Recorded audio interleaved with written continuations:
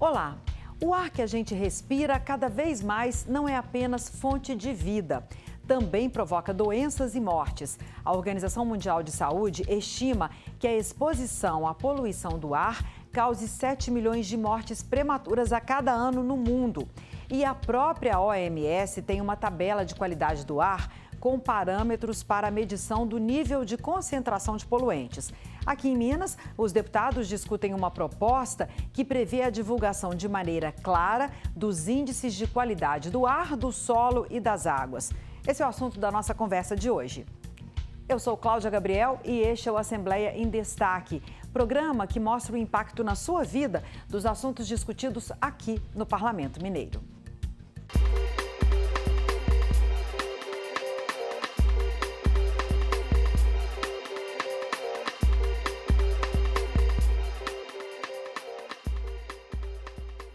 78% de nitrogênio, 21% de oxigênio, 1% de gás carbônico, metano, óxido nitroso e vapor de água. Essa fórmula significa vida. Uma pessoa adulta inala e exala cerca de 11 mil litros de ar por dia. Agora pensa comigo, essa quantidade de ar que respiramos diariamente não é pura. Tem gases provocados pelo funcionamento de veículos, fumaça, poeira e outras partículas de material sólido e líquido que ficam suspensas no ar por serem bem pequenas. Isso tudo indo direto para os nossos pulmões. Não dá outra. A poluição do ar alimenta não apenas problemas respiratórios como a asma.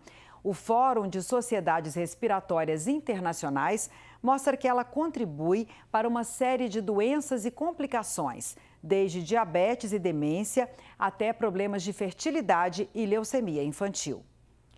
Uma cartilha do Instituto Nacional do Câncer e do Ministério da Saúde sobre a relação entre a poluição do ar e várias formas de câncer ressalta a importância do monitoramento constante da qualidade do ar para reduzir a poluição e melhorar a saúde e a manutenção dos recursos naturais. A cartilha está disponível no site inca.gov.br. É a partir do diagnóstico que é possível tratar o problema. Saber quais as fontes de emissão de poluentes é o primeiro passo para elaborar políticas públicas que melhorem o ar que respiramos. Infelizmente, no Brasil, o monitoramento da qualidade do ar é feito em cerca de 2% dos municípios.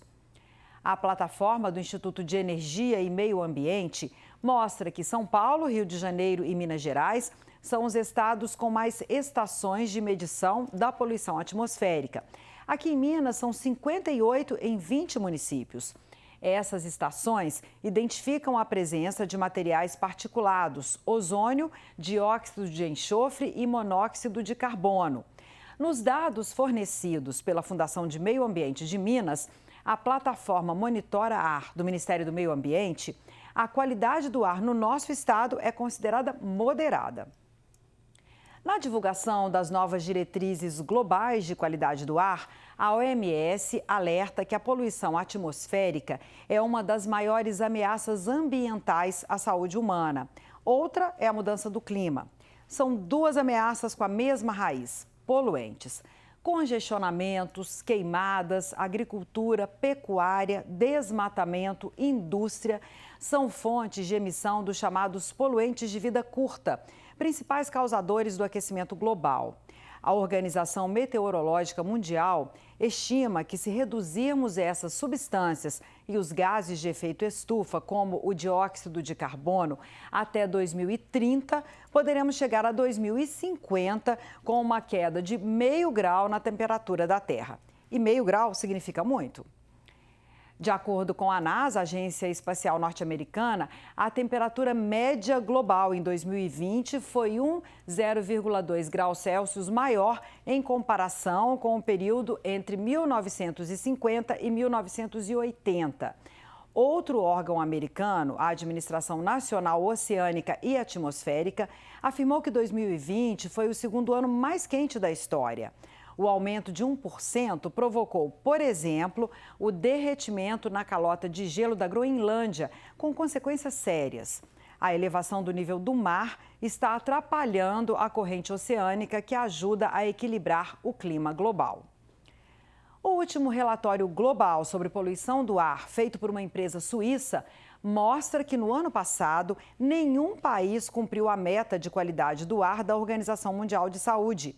Entre os 115 países pesquisados, o Brasil ocupa a posição de número 75 e está no grupo daqueles que ultrapassaram os limites de 2 a 3 vezes. Mas no estudo que leva em conta a emissão de carbono desde 1850, início da Revolução Industrial, o Brasil é um dos 4 maiores poluidores históricos no mundo. De acordo com esse levantamento, feito por uma instituição global de pesquisa com atuação em mais de 50 países, Estados Unidos, China, Rússia, Brasil e Indonésia são os que mais emitiram carbono no mundo entre 1850 e 2021. O Brasil e a Indonésia entraram nesse grupo porque a maior parte das emissões é resultado da derrubada de florestas e uso do solo para pecuária e agricultura. Já nos outros grandes poluidores, a causa maior é a queima de combustíveis fósseis. Esses dados e instituições que já citei aqui são resultado de pesquisas extensas feitas em todo o mundo. As informações científicas são importantes para que as discussões sobre os problemas que nos afetam tenham bases sólidas e comprovadas. É por isso que eu volto a falar sobre a importância da divulgação dos dados de monitoramento do ar, da água e do solo. A preocupação aqui no estado com o meio ambiente e com o acesso às informações básicas sobre o tema já vem de bastante tempo. Foi um direito incluído na Constituição Mineira em 1989, ou seja, há 33 anos. Essa atenção do poder público motivou pelo menos que o parlamento fizesse pelo menos outras 6 leis. Em 1992, a Assembleia reafirmou a obrigação para o governo de Minas alimentar a lista de espécies ameaçadas de extinção, a partir de um monitoramento contínuo da dinâmica das populações animais e vegetais. 10 anos depois, nascia aqui a política de proteção à fauna e à flora aquáticas e de desenvolvimento da pesca e da aquicultura, que é a produção de alimentos de organismos que vivem na água. Também em 2002 foram aprovadas a política florestal e a de proteção à biodiversidade, que passariam por um processo de atualização 9 anos depois.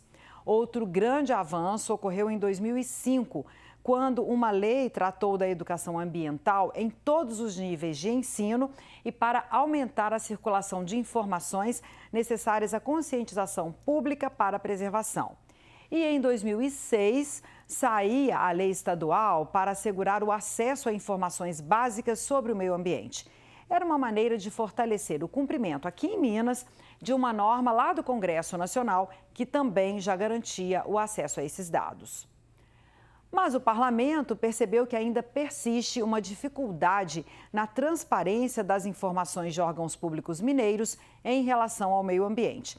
Por isso, uma proposta que já foi aprovada em primeira votação no plenário da Assembleia e está pronta para a votação final, quer atualizar a Lei Mineira de Acesso a Dados Ambientais. O que é essa mudança? A ideia é que estejam reunidos e com fácil acesso os dados do monitoramento do ar, da água e do solo. Os órgãos e entidades do Sistema Estadual de Meio Ambiente já são obrigados a fornecer os documentos de matéria ambiental. Se a nova lei passar a valer, serão ainda obrigatórios relatórios anuais da qualidade do ar e da água. Essas informações ainda devem se basear no ideal para a saúde da população e para a preservação do meio ambiente. Para a Comissão de Meio Ambiente da Assembleia, é necessário melhorar a transparência no país como um todo. Apesar de a Lei de Acesso à Informação existir há mais de 10 anos, ainda há problemas nessa área e teriam piorado, segundo a ONG Transparência Brasil. A organização analisou esse período e concluiu que os usuários frequentes dos mecanismos da lei percebem piora na qualidade do atendimento a pedidos de informação no governo federal nos últimos anos. Um projeto da ONG mostrou que os anos de 2019 e 2020 registraram 9% de negativas, o segundo maior índice de pedidos negados desde a criação da lei. A proporção de respostas parciais no ano passado chegou também ao maior índice histórico, com 7,2%. A opinião da Comissão de Meio Ambiente é que a implantação de uma política de acesso às informações ambientais é um grande desafio para os órgãos e as entidades públicas estaduais. Há uma cobrança por maior esforço por parte dessas instituições para a implementação de mecanismos que garantam mais facilidade e eficiência no acesso aos dados, documentos e bancos de dados públicos pelos cidadãos. Os parlamentares acreditam serem necessárias melhor estruturação, organização e atualização desses dados. Mesmo quando as informações estão disponíveis, não há muita clareza para quem é leigo no assunto. Técnicos da área ambiental entendem que mesmo as iniciativas mais recentes aqui em Minas ainda não solucionaram de forma definitiva o acesso pleno à informação ambiental pelo cidadão. Uma norma da Secretaria Estadual de Meio Ambiente de 2017 criou a infraestrutura de dados espaciais do SISEMA, que é o Sistema Estadual de Meio Ambiente. A ferramenta auxilia na regularização ambiental de empreendimentos e está disponível na internet. Em 2018, foi criado o Portal da Transparência do Meio Ambiente, com informações sobre 32 itens temáticos, como licenciamentos ambientais, áreas contaminadas e outras informações. Apesar disso, alguns problemas existem. O monitoramento da qualidade do ar é muito restrito, com poucas estações. Mesmo com informações dos índices diários em algumas estações, os valores não estão disponíveis para consulta. Além disso, os parâmetros adotados pelo Brasil são menos rigorosos em relação ao padrão mundial. Há problemas ainda, segundo a Comissão de Meio Ambiente da Assembleia, em relação ao monitoramento da qualidade da água aqui no estado. A qualidade das águas superficiais é monitorada pelo IGAM, com 600 estações de amostragem. Já para as águas subterrâneas, que têm sua qualidade verificada desde 2005, o órgão conta com poucas estações. Os resultados gerados são armazenados numa base de dados sem o acesso do cidadão. Mas o IGAM fornece, de forma periódica, dados de qualidade da água em locais monitorados ao longo do rio Paraopeba. Esse curso d'água, vamos lembrar, foi atingido pelo rompimento da barragem Mina Córrego do Feijão, da mineradora Vale, em Brumadinho, em 2019. A água que nós recebemos em casa, da Copasa, por exemplo, deve ter a qualidade analisada e as informações devem vir na conta que chega em casa. E como tudo é interligado, o solo também é afetado pelas condições climáticas e a poluição. Esse recurso natural é fundamental para a vida na Terra e deve ser constantemente monitorado também. O uso inadequado afeta o equilíbrio do ecossistema. Aqui em Minas, o mapeamento completo dos tipos de solo no estado só foi concluído em 2010. O mapa de solos foi elaborado pelas Universidades Federais de Viçosa e Lavras, o CETEC e a FEAM. A partir dele, é possível definir políticas públicas, investimentos técnico, financeiro e científico. O inventário de 2021 da FEAM mostra 687 áreas contaminadas e reabilitadas em todo o estado. Os donos dessas áreas, que podem afetar o solo, são obrigados a fazer o cadastro no estado e providenciar o monitoramento e a manutenção do solo. A atividade com mais registro é posto de combustíveis, seguido da indústria metalúrgica, ferrovias, refino e armazenamento de petróleo. Eu fico por aqui, obrigada pela sua companhia e você já sabe, outras informações no portal do Parlamento. Interaja com a gente pelo Twitter da TV Assembleia. Até a próxima, tchau!